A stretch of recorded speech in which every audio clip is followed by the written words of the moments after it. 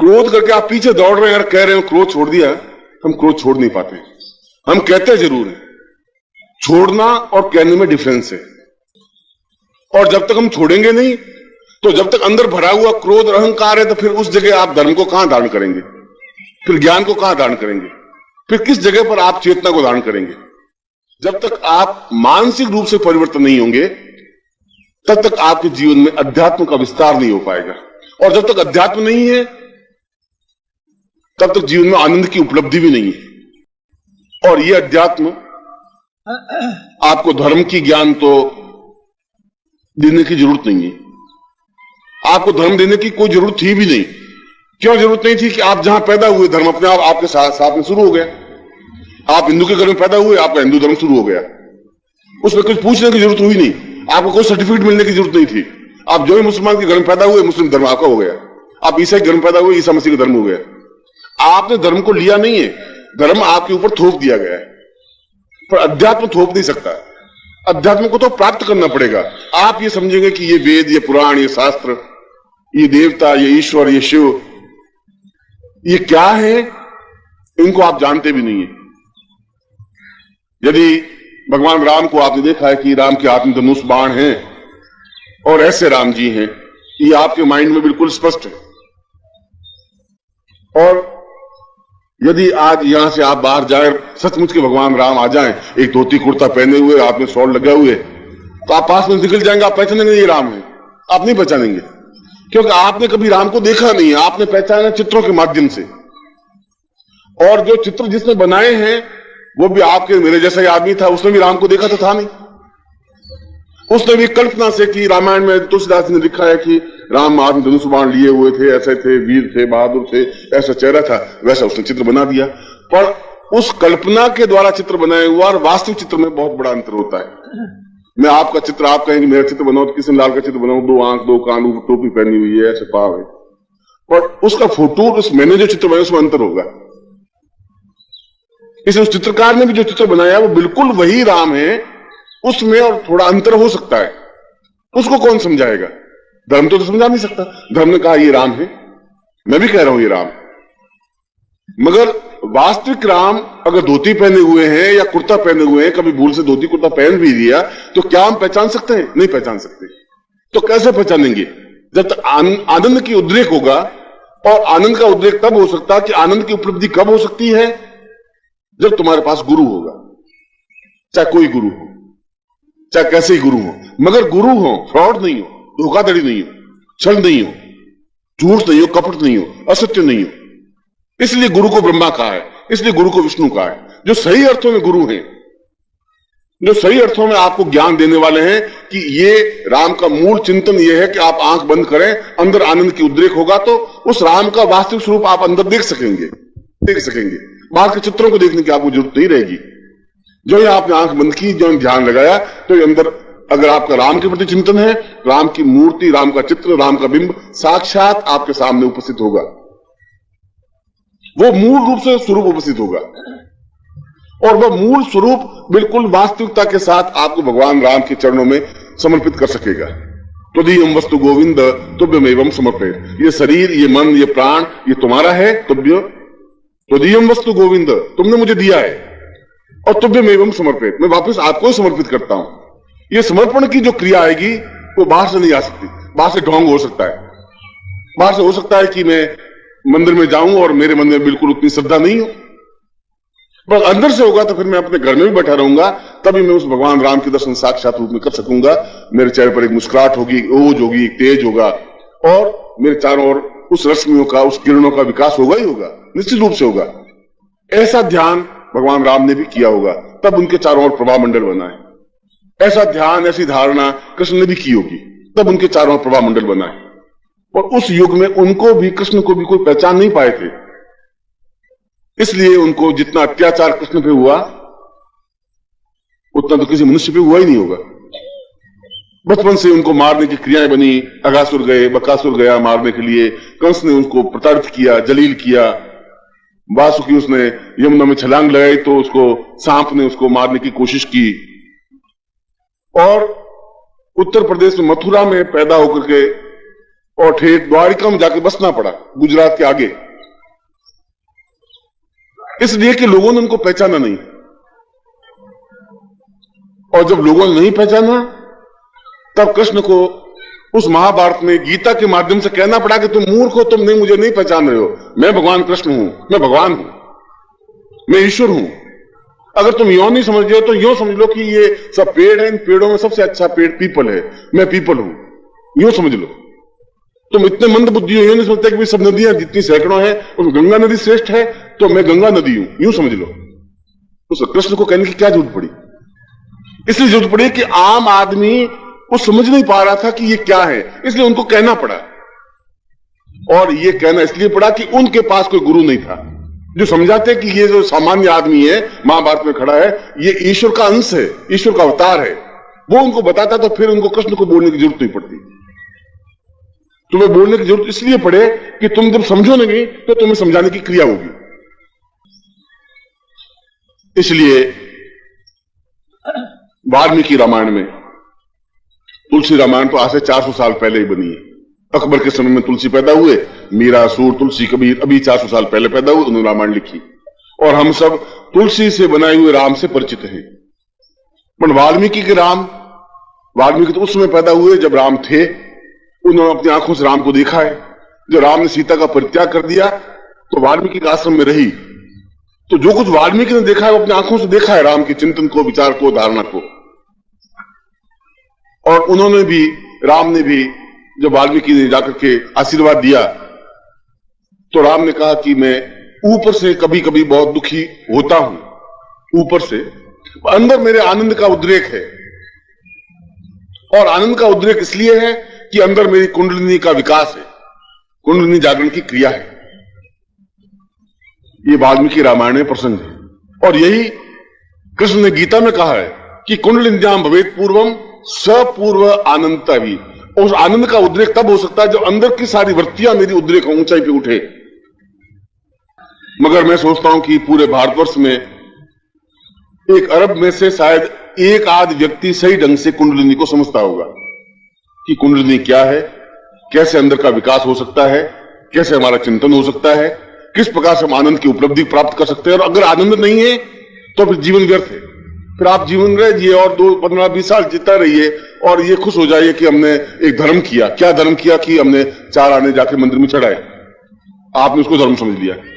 आपने समझ लिया कि हमने आधा किलो मिठाई चढ़ा दी और हमने धर्म कर लिया। या गरीब बाहर से आया, 4 रोटी खिला दी, धर्म हो गया। धर्म तो एक अलग चीज क्रिया है। आपके पास पैसा ज्यादा था इसलिए धर्म कर दिया आपने। एक गरीब आदमी के पास पैसा नहीं था इसलिए धर्म नहीं कर पाए। बट इसका मतलब ये नहीं कि वो बिल्कुल आपसे गया बीता है।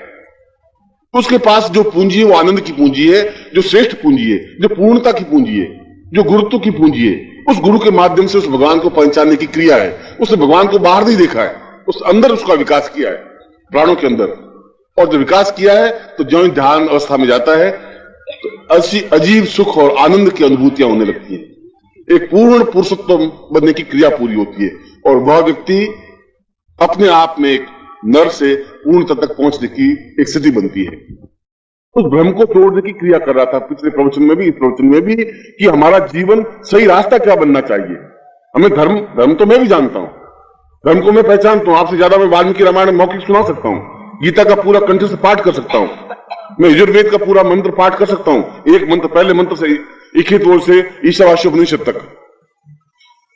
मैं ज्योतिष को आपके सामने स्पष्ट कर सकता हूं, मैं आपके भविष्य को भी जान सकता हूं। मगर इसके बावजूद भी आनंदमग्न होने को जरूर नहीं है। मेरे पास 5 करोड़ रुपए तो हो सकते हैं और उसके बाद बेचैन हो सकता हूं, तकलीफ हो सकती है, रोग हो सकता है, बीमारी हो सकती है, कठिनाई हो सकती है, हर क्षण मृत्यु की क्रिया हो सकती है। मगर जब आनंद की अनुभूतियां होगी, और आनंद तब होगा जब मेरे पास गुरु होगा। आनंद तब होगा जब मुझे बताएगा कि आप क्या धारण करें, किस प्रकार से धारण करें, किस प्रकार से अंदर ऊंचे उठे, किस प्रकार से अंदर आप जिस देवता को देखना चाहें देखें, किस प्रकार से आप अपने आप को उन चरणों में विसर्जित कर दें। कैसे करें, कौन बताएगा? किताबें तो बता नहीं सकती, ग्रंथ आपको बता नहीं सकते। बताने के लिए सजीव व्यक्ति चाहिए आपको, जो जिंदा हो आपके सामने, जो प्राण तत्व युक्त हो, उनके सामने अपनी समस्याएं बताएंगे, वो आपका रास्ता बता सकता है। ऐसा अगर जीवन बनता है, और ऐसा जीवन साधना के माध्यम से ही बन सकता है। जब तक साधना नहीं है तब तक शरीर संतुलित बन ही नहीं सकता। जब तक स्वस्थ नहीं रहेंगे तब तक जीवन में पूर्णता नहीं आ सकती, और पूर्णता नहीं है तो अधूरा जीवन जीना, और अधूरा जीवन मर जाना अपने आप में जीवन नहीं है। और इस अधूरे जीवन को पूरा करने के लिए 4 महीने भी बहुत है, 2 महीने भी बहुत है, 6 महीने भी बहुत है, यो 400 साल भी बहुत कम। ऐसा ही जीवन के प्राण के जीवन के 3 तत्व बने, जिस जीवन को पूर्णता कहते हैं। और जीवन है हमारा खुद का जीवन जो पूर्ण धर्ममय हो, पूर्ण धर्ममय हो। हम धर्म के प्रति पूर्ण रूप से अनुसक्त हों, चाहे राम हो, चाहे कृष्ण हो, जो भी हो, हम नतमस्तक हों। और दूसरा, हमारे सामने कोई एक मार्गदर्शक हो जो हमें बताए कि आप किस प्रकार से अंदर साधना करें। साधना का मतलब है कि मंत्र जाप करें, जिससे कि हम उन तक पहुंच सकें, और किस प्रकार से उस आनंद को प्राप्त कर सके जो जीवन का आप अभी तक आपने 45 साल लिए, 50 साल लिए, 40 साल लिए, अपने ढंग से जीवन बिताया, जैसा भी समाप्त नहीं हो जाएगी। बस आज हम एहसास कर सकेंगे कि ये जीवन जो हमें दिया गया है, जो हमें रास्ता बताया गया है, इस जीवन के साधना के माध्यम से हम उस आनंद को प्राप्त कर सकते हैं जहां कोई दैन्य नहीं है, जहां कोई दुख नहीं है, जहां कोई भय नहीं है, जहां कोई पलायन नहीं है, जहां कोई चिंता नहीं है, जहां कोई ब्लड प्रेशर नहीं है, कोई तकलीफ नहीं है। एक अजीब सी खुमारी है, एक अजीब सा आनंद है, एक अजीब सा जीवन का चिंतन है, एक अजीब सी जीवन की पूर्णता है। और वो साधना तो 70 साल की बुढ़िया भी कर सकती है, और 15 साल का बालक भी कर सकता है। 12 साल का सुखदेव भी अपने आप में पूर्ण ज्ञानी हो सकता है, और 100 साल का व्यक्ति भी नहीं हो सकता। प्रहलाद भी हो सकता है, हम नहीं हो सकते। उम्र का कोई फर्क नहीं पड़ता। सही रास्ता होना चाहिए, सही चिंतन होना चाहिए। खाली हम अंदर कुछ धारणा है ही नहीं और हम एकदम से मंदिर जाएं या मस्जिद जाएं या गिरजाघर जाएं, उससे कुछ नहीं हो सकता। अंदर वो देवता हमारे स्थापित होने चाहिए, अंदर 5 तत्व होने चाहिए। वो साधना के माध्यम से ही हो सकते हैं, क्योंकि मैंने धर्म ग्रंथों को भी अध्ययन किया है और शास्त्रों को भी अध्ययन किया है। आप जिस शास्त्र का नाम लें, आप लें, मैं पहले से लगा के अंतिम तक मैं मौके सुना सकता हूं, कोई घमंड नहीं कर रहा हूं, पर इस बात का गर्व है कि ये ग्रंथ मेरे भारत में रचे गए, हमारे ऋषियों ने रचे हैं, हमारे पूर्वजों ने रचे हैं, जिनकी हम संतान हैं। उनको हम समझेंगे तभी हम जीवन में पूर्णता पा सकेंगे। और इस छोटे जीवन में आप उन सारे ग्रंथों का अध्ययन नहीं कर सकते, आप संभव नहीं है। उसका निचोड़ आप गुरु के माध्यम से प्राप्त कर सकते हैं कि मेरे लिए क्या उचित है, मैं किस चिंतन को, किस साधना को करूं, किस प्रकार से अंदर कुंडलिनी का जागरण हो, अंदर चेतना कैसे हो, कैसे मैं ध्यान लगा सकूं, आधे घंटे भी मैं एक विचार शून्य होकर के पूरी तरह से डूब सकूं, कैसे भगवान का दर्शन मेरे सामने कर सकूं। क्या भगवान के दर्शन मेरे लिए संभव है? और निश्चित रूप से संभव है, हर हालत में संभव है। जैसा मैं आपको देख रहा हूं वैसे आप ईश्वर को देख सकते हैं, छू सकते हैं, टच कर सकते हैं, बैठ सकते हैं, बात कर सकते हैं। कोई नई बात नहीं है, क्योंकि ये सब कुछ ब्रह्मांड है। ये सारा ब्रह्मांड तो मेरे अंदर है, आपके अंदर भी है। और जब कहा अर्जुन ने कहा कि ऐसा नहीं है, तो उसने विराट रूप कृष्ण दिखा करके देख ले, मेरे मुंह के अंदर पूरा देख ले कि महाभारत युद्ध हो रहा है, तो खुद देख ले, ये जो मर रहे हैं वो भी देख ले, ये जो बाहर सब कुछ हो रहा है मेरे अंदर हो रहा है, क्योंकि ये पूरा ब्रह्मांड मेरे अंदर है, तेरे अंदर भी है। तो कृष्ण तो झूठ नहीं बोल सकते। हमने उस ब्रह्मांड को पहचाना नहीं, हमने बाहर देखने की कोशिश की कि ये दिल्ली है, ये कलकत्ता है, बंबई है, ये है। ये सब कुछ जो कुछ घटित हो रहा था वो तो अंदर है। मैं आंख बंद करके अंदर जा सकूं, अंदर मैं कैसे जा सकता हूं? 7 शरीर में से ये एक शरीर नहीं, ये तो देह है, फिर भू है, भुवा, स्व, फिर मह, फिर जन, फिर तप, फिर सत्यम। महावीर ने भी अपने जिनवाणी में यही कहा है कि जब तक 7 शरीरों को तुम पूरे पार नहीं करोगे तब तक तुम्हें उस ईश्वर के दर्शन संभव नहीं है जो कुछ जीवन ब्रह्म है, जिसको चिंतन का है। मुझे आज आयोजकों ने यह कहा था कि कुछ लोगों की जिज्ञासाएं भी है जो प्रश्न पूछना चाहते हैं, इसलिए मैं आपको 15-20 मिनट इसलिए भी देता हूं कि आपकी जो भी जिज्ञासाएं हो, पारिवारिक नहीं, जो भी सार्वजनिक, कल को कहें साहब मेरी बेटी बीमार है गुरुजी मैं क्या करूं, वो तो प्रश्न दूसरी बात की है। मगर आपका जो भी चिंतन हो, जो प्रश्न हो, मगर मैं एक बार फिर आप सब लोगों को हार्दिक आशीर्वाद देता हुआ और मार्गदर्शक के रूप में बताता हूं कि आप उस अध्यात्म के रास्ते से, धर्म के रास्ते से, उस साधना के रास्ते से, आप अंदर जो महावीर ने बताया है, जो बुद्ध ने बताया है, उस रास्ते पर ठेठ अंदर 7वें शरीर में, ये एक शरीर, इसके अंदर दूसरा शरीर, फिर तीसरा, फिर चौथा, फिर 5वां, 6वां, 7वां शरीर, वहां जब स्पर्श करेंगे तब एक आनंद की अनुभूति होगी, तब आपको उस प्रभु के दर्शन हो सकेंगे जो आपका चिंतन है, जो आपकी इच्छा है, जो जीवन है। और ये जीवन आप अगले 4 महीनों में, 6 महीनों में प्राप्त कर सकते हैं और आपके जीवन में उन प्रभु के दर्शन हों जो आपके प्रभु हैं। मैं आपको ऐसा ही हृदय से आशीर्वाद देता हूं।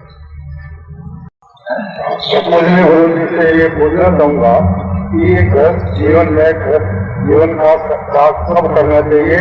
क्या गृहस्थ में रह के अब त्याग कर सकते हैं या नहीं? एकांत जगह जाकर अपना एकांत साबित करके ही कुछ करना चाहिए।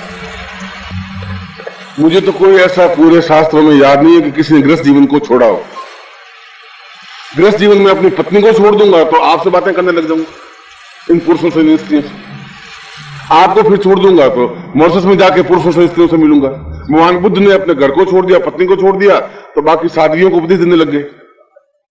प्रश्न उपदेश देने से या छोड़ने से मतलब नहीं है। एकांत में बैठने से भी कोई जरूरी नहीं है कि हमें ध्यान लगे। और गृहस्थ छोड़ने से भी जीवन का कोई पूर्णता प्राप्त नहीं हो सकती। मर्दान की तो इस बात में है कि गृहस्थ में रहें, तकलीफ देखें, बेचैनी देखें और जीवन में श्रेष्ठता प्राप्त करें, उसी को श्रेष्ठता कह सकते हैं। और ऐसा जीवन होना चाहिए। गृहस्थ का परित्याग करके और उनको किसी को, आपने उसका जीवन की बागडोर हाथ में ली है, आपने पुत्र पैदा किए, आपने पुत्रियां पैदा की है, उनको उनके भरोसे छोड़ दे आप चले जाएं, ये जीवन की कायरता है। बुझलिए, मैं सोचता हूं हम गृहस्थ में रहे, राम भी रहे गृहस्थ में और कृष्ण भी रहे और देवता लोग भी रहे। गृहस्थ को छोड़ने की क्रिया तो तब है जब हम अपने आप में कमजोरी अनुभव करें। हमें अगर पूर्णता है तो हम ऐसा कर सकते हैं कि गृहस्थ में रहते हुए भी हम जीवन की पूर्णता प्राप्त कर सकते हैं। ऐसा संभव हो सकता है।